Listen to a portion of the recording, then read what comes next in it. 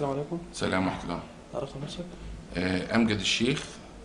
كنت شغال في شركة المستثمرون المتحدون للتأمين اللي هي دلوقتي المجموعة العربية للتأمين أمك. حصل خلافات في الشركة واتغير عليها في سنتين 6 أعضاء منتدبين، والإدارة الجديدة للشركة مشيت ناس منهم أنا معايا 5 مؤهلات عليا وعندي بنت معاقة.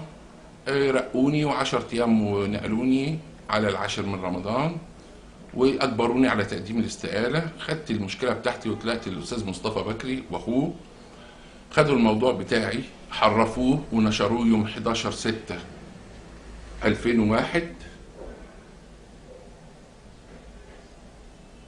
كمل حضرتك. بعد كده راحوا ساوموا الشركه ونشروا لها اعلان يوم 18/6/2001.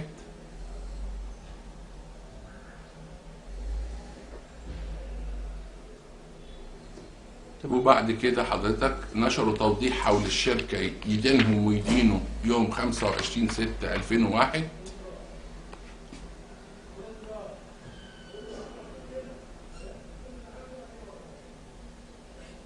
تمام. كل ده في جريدة الأسبوع.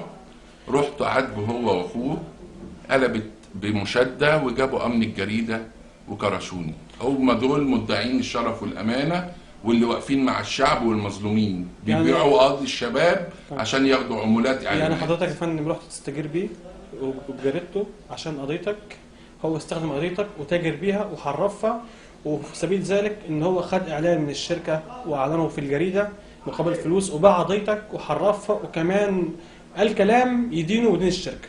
مش انا اللي بقول كده، الورق اللي بيقول كده بالاعلانات اللي ما صبرش، وتاني اسبوع عمل اعلان وتالت اسبوع عمل توضيح. تمام يا فندم. هو ده الاستاذ مصطفى بكري اللي طالع لحقوق الناس وحقوق الغلابه، هو واخوه. تمام، شكرا يا فندم. نعم.